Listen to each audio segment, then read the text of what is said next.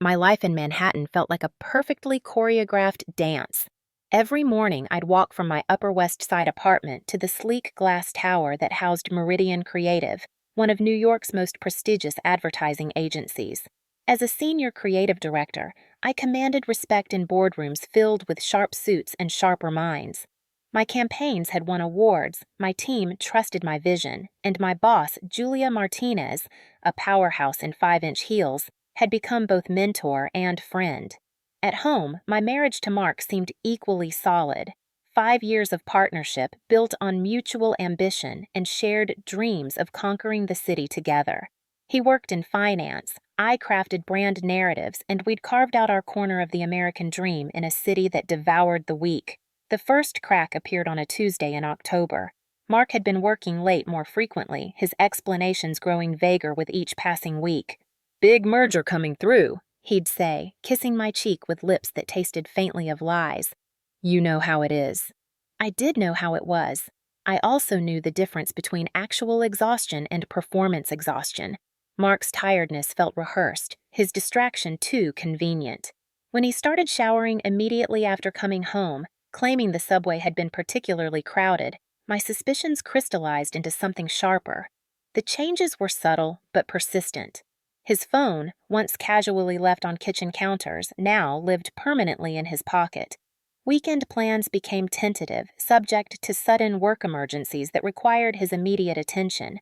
Even our conversations felt scripted, as if he was performing the role of devoted husband rather than being one. The real revelation came through Instagram of all places. I was scrolling mindlessly through stories during my lunch break when I saw it, a photo from Julia's account. She was at Gramercy Tavern, a place she'd mentioned wanting to try. The champagne flute in the foreground caught my eye, but it was the reflection in the window behind her that made my blood freeze. Mark's profile, unmistakable even in the dim restaurant lighting, leaning toward someone just outside the frame. My hands trembled as I screenshot the image, zooming in until the pixels blurred, but the truth remained crystal clear. I checked the timestamp, last Thursday, when Mark had supposedly been in client meetings until midnight. The next few days became an exercise in detective work. I combed through Julia's social media with forensic precision, finding breadcrumbs I'd previously overlooked. A shadow in a restaurant window here, a suspiciously masculine hand reaching for a menu there, photos from company events where their body language seemed just a little too familiar, their smiles just a little too intimate. That evening, I confronted him with surgical precision. "How was your day?" I asked, setting down 2 glasses of wine with a deceptive casualness. "Long," he replied, loosening his tie with the practiced exhaustion of a man who'd perfected his performance. "Conference call with Hong Kong ran late." "Really? What time did you finish?" He paused, just for a second, the hesitation of someone calculating rather than remembering. "Around 11. I pulled out my phone and showed him Julia's Instagram story. "Funny, because here you are at Gramercy Tavern at 9:30. The color drained from his face like water from a broken dam. "Olivia, I can explain." "Don't." I held up my hand, surprised by my own steadiness. "Just don't." But Mark wasn't done destroying our life. Over the next few days, I watched him with new eyes, cataloging every lie, every excuse, every moment of calculated deception. He became a stranger performing a familiar role, and I became an audience member who finally understood the plot. The Instagram messages were the final nail in the coffin. I'd always known Mark's passcode, our wedding anniversary, romantic in its predictability. His DMs with Julia read like a masterclass in workplace harassment disguised as passion. Late-night conversations that started professional and devolved into explicit arrangements. Plans for strategy sessions at boutique hotels throughout Manhattan. Photos I couldn't bring myself to examine closely, but whose existence spoke volumes about their level of intimacy. One particular exchange made my stomach turn. Julia.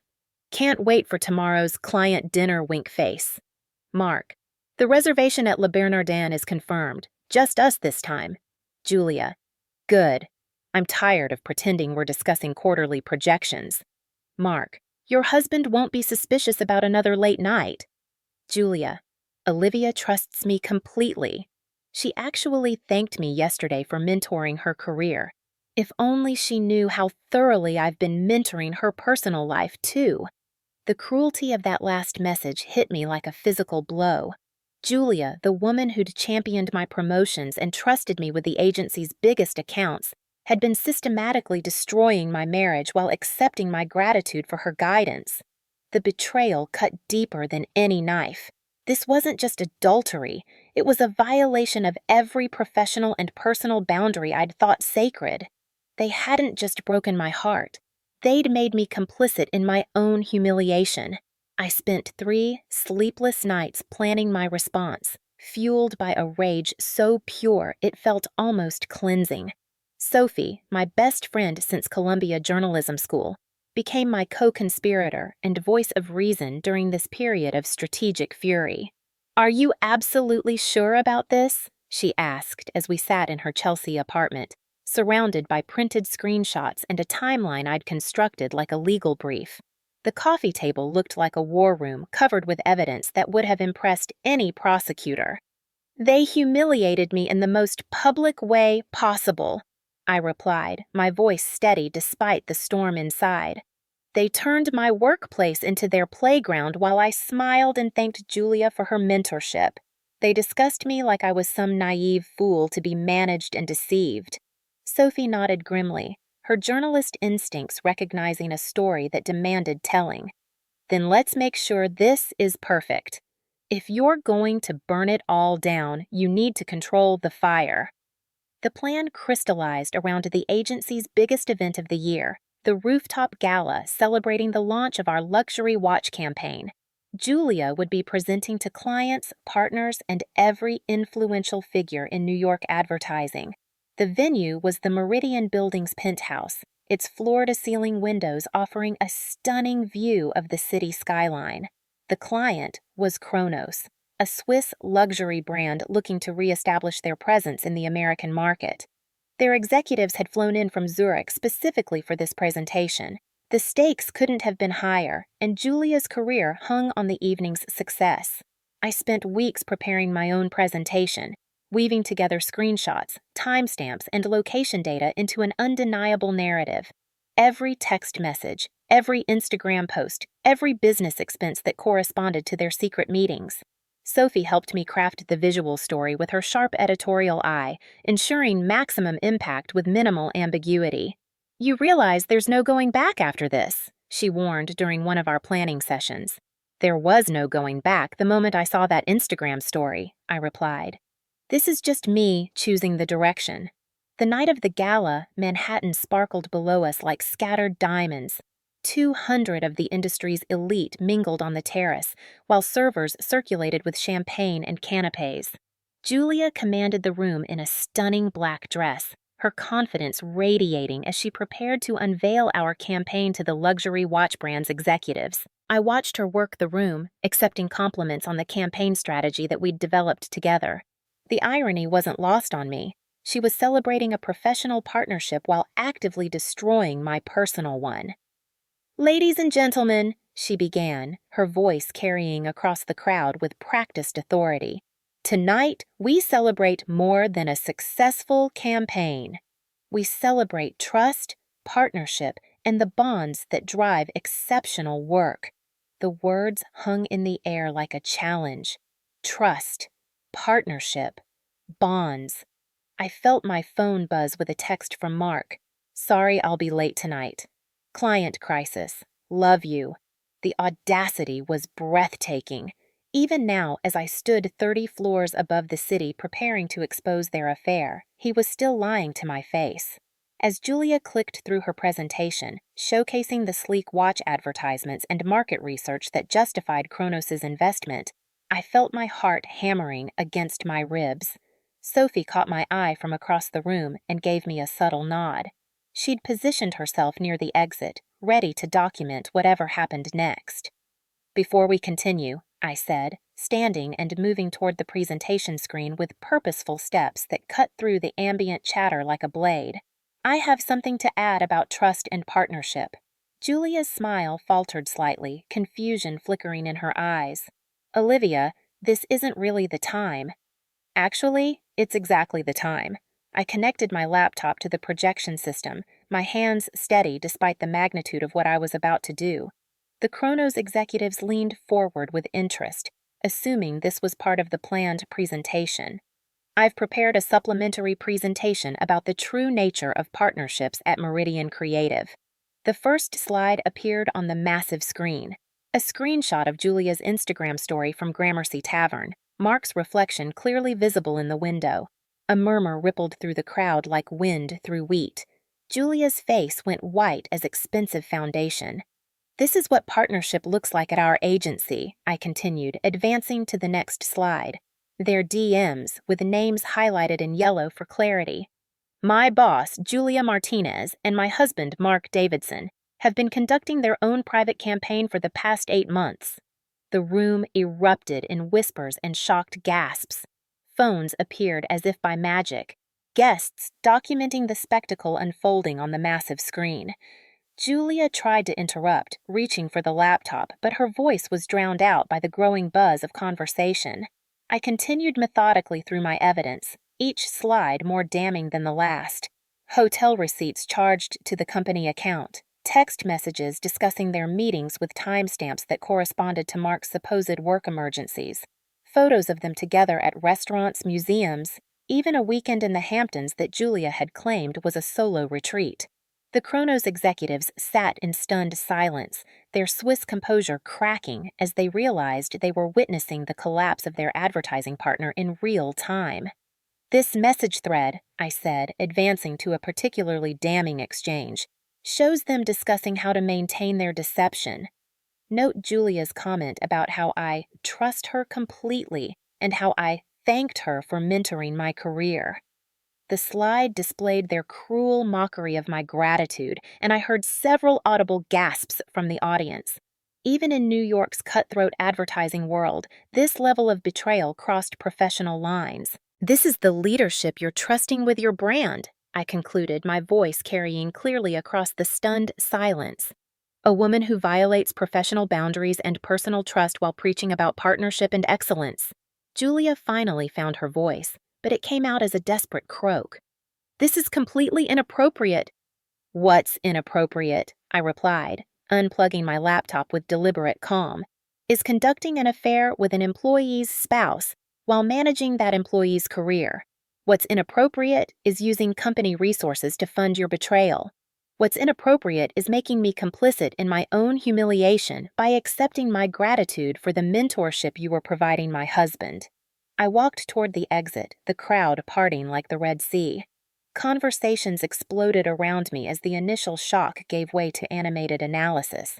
I could hear fragments. Can you believe? Did you see her face when... Those text messages were... At the doorway, I turned back one final time. Julia stood frozen at the podium, her presentation remote dangling uselessly from her hand. The Chronos executives were already gathering their materials, their expressions making it clear that Meridian Creative had lost more than just a client tonight. I resign, effective immediately, I announced to the room.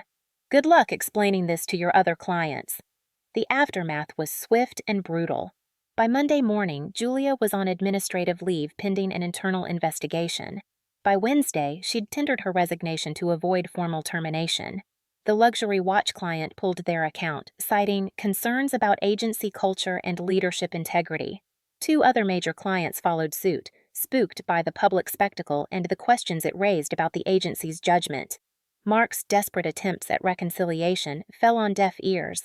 His texts multiplied like digital weeds. Please let me explain. It wasn't what you think.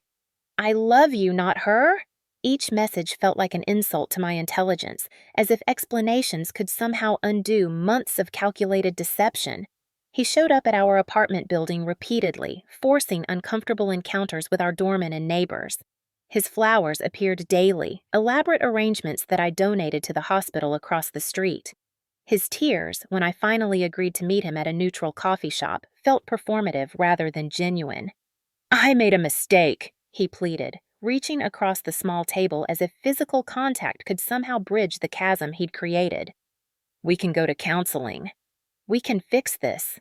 A mistake is forgetting to pick up dry cleaning, I replied, my voice steady with newfound clarity. This was a choice. Hundreds of choices, made deliberately over months. I was confused, overwhelmed. You were cruel. The word hung between us like a verdict. You made me thank the woman who was sleeping with my husband. You turned my professional success into a joke. You didn't just betray me, Mark. You humiliated me. I moved out of our shared apartment that weekend, Sophie and her boyfriend helping me pack 5 years of shared life into boxes that suddenly felt like evidence of someone else's existence. The Upper West Side apartment we'd loved became just an address, stripped of the memories that had once made it home. I found a small studio in Soho, a fourth-floor walk-up with exposed brick walls and windows that caught the afternoon light. It was a fraction of the size of the apartment I'd shared with Mark, but it felt like breathing room after months of suffocation. The divorce settlement came together with surprising efficiency, perhaps because Mark's guilt made him unusually generous. I used the money to fund my next chapter, knowing that if Julia and Mark had taught me anything, it was that I could no longer trust institutions to protect me. I needed to build something entirely my own. The gallery idea came to me during a wine-soaked evening with Sophie in her apartment. We were discussing my future, the walls lined with prints she'd collected over the years, when inspiration struck with sudden clarity. I want to open a gallery, I said suddenly, the words feeling right as soon as they left my lips. Small, intimate, focused on emerging artists who need someone to believe in them. Sophie's eyes lit up with the enthusiasm I'd missed during the dark months of discovery and exposure. Olivia, that's perfect. You have the eye, the connections, the business sense from advertising. And the rage, I added with a bitter laugh that contained more truth than humor. Never underestimate the power of rage as motivation. The search for the right space consumed my days and gave purpose to my anger. I walked neighborhoods from Chelsea to the Lower East Side, examining storefronts and envisioning possibilities. Real estate agents showed me spaces that were too small, too expensive, or too far from the art world's center of gravity. I eventually found it in the meatpacking district, a ground-floor unit in a former printing warehouse. The space had soaring ceilings, exposed brick walls weathered to perfection, and massive windows that flooded the interior with natural light. The rent was astronomical, the renovation costs even more so, but something about the space felt like destiny. Standing in the empty room, I could envision exactly how it would look. White walls that would make artwork sing, track lighting that would highlight each piece perfectly, a reception area that would welcome visitors into a world of carefully curated beauty. I named it Meridian Gallery, a subtle reclamation of the name my former agency had corrupted. The renovation consumed my days and invaded my dreams. I learned about gallery lighting systems, humidity control, and the complex ecosystem of New York's art world. I studied successful galleries, attended every opening I could find, and slowly built relationships with artists, critics, and collectors. Sophie documented the transformation on her Instagram, turning my personal reinvention into a compelling narrative that attracted attention from art bloggers and local magazines. Her posts showed the space's evolution from empty warehouse to sophisticated gallery, with captions that hinted at the personal journey behind the professional transformation. 3 months before opening, I met Ethan Walsh at a gallery opening in Chelsea. He was an art advisor and investor, sharp-eyed and soft-spoken, with an encyclopedic knowledge of contemporary artists and market trends. Unlike the aggressive personalities that dominated advertising, he possessed a quiet confidence that spoke of substance rather than style. "I've been following the story of your gallery," he said over wine and terrible hors d'oeuvres, his directness refreshing after months of careful conversations with artists and vendors. "What you did at that advertising event, that took real courage." I bristled automatically. "I'm not looking to be defined by that moment." "I'm not defining you by it," he replied calmly, unfazed by my defensive reaction. "I'm recognizing that someone with your combination of business acumen and personal integrity would run an exceptional gallery. The art world needs more people who understand both creativity and commerce." His investment proposal was straightforward, backing for the gallery's first year in exchange for advisory input on major acquisitions. No romantic complications, no hidden agendas. just business built on mutual respect and shared vision. Why? I asked during our second meeting, still wary of trusting anyone's motives after the betrayals that had brought me here. Because you're building something pure, he said, gesturing to the construction happening around us. In a world full of corruption and compromise, you're creating a space for art to exist on its own terms. That's rare and valuable. Meridian Gallery opened on a crisp October evening, exactly 1 year after I'd discovered Julia's Instagram story. The timing felt intentional, a marker of how far I'd traveled from that moment of devastating revelation to this moment of creative fulfillment. The inaugural exhibition featured 5 emerging artists, painters, sculptors, and photographers whose work pulsed with the energy of a city constantly reinventing itself. I'd spent months selecting pieces that spoke to themes of transformation and resilience, creating a visual narrative that reflected my own journey without being autobiographical. The opening drew a diverse crowd, established art collectors curious about the new space, critics who'd heard whispers about my advertising background, neighbors who'd watched the renovation with interest, and supporters who'd followed my story through Sophie's documentation. Even a few former colleagues from Meridian Creative appeared, their presence both gratifying and surreal. Standing in the gallery that night, watching strangers engage with art I'd selected and presented, I felt something I hadn't experienced in years. Pure professional satisfaction, untainted by office politics or personal drama. This success belonged entirely to me, built on my own vision and sustained by my own integrity.